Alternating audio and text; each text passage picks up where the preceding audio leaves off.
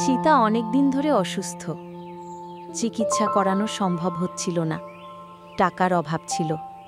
শ্যামল আর মণি, তার স্বামী ও মেয়ে, পাশে বসে চোখে জল আর হৃদয়ে ভয়। ভগবান যেন এমন দিন কারো জীবনে না আনে। মণি কাপা কণ্ঠে বলে, পাপা, মায়ের কিছু হবে না তো? মা আমাদের ছেড়ে চলে যাবেন না তো? শ্যামল সান্ত্বনা দেয়, ভগবানের ওপর ভরসা রাখো, তিনি কখনো অন্যায় করেন না। সীতা শান্তভাবে বলে, আমার হাতে আর বেশি সময় নেই শ্যামল, আমি বুঝতে পারছি। শ্যামল তাকে থামায়, চুপ করো, এসব অপশব্দ আর শুনতে চাই না আমি। তুমি আমাদের ছেড়ে কোথাও যাবে না। সীতা কাঁদতে কাঁদতে মণির কপালে চুমু খায়। ভগবান তোমাকে সুখী রাখুন মণি, কখনো যেন আমার মতো কষ্ট না পাও। যদি আমি না থাকি, ওকে মায়ের অভাব বুঝতে দিও না। শ্যামল কাঁপা কণ্ঠে বলে, তুমি আমাদের সাথেই থাকবে সীতা। মা, কিছু বলো মা।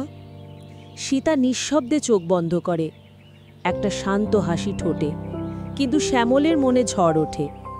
মণি জোরে জোরে কাঁদতে থাকে। কয়েকদিন পরে সীতার মৃত্যুর পর মণির জীবন থমকে যায়।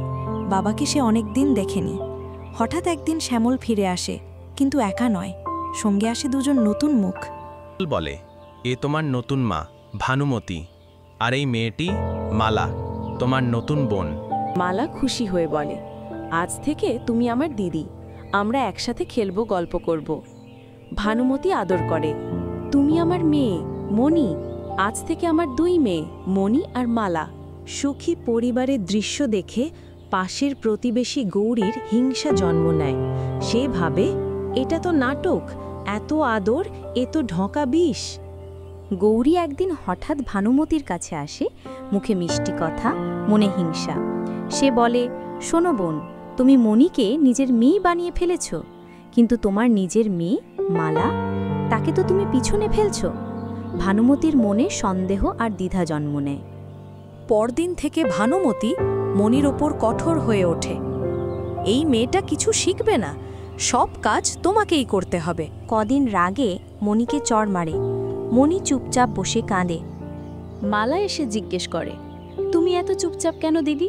মণি বলে, মা আমাকে ভালোবাসেন না, আর আমি শুধু চাই তিনি আমাকে আবার নিজের মেয়ে মনে করুন।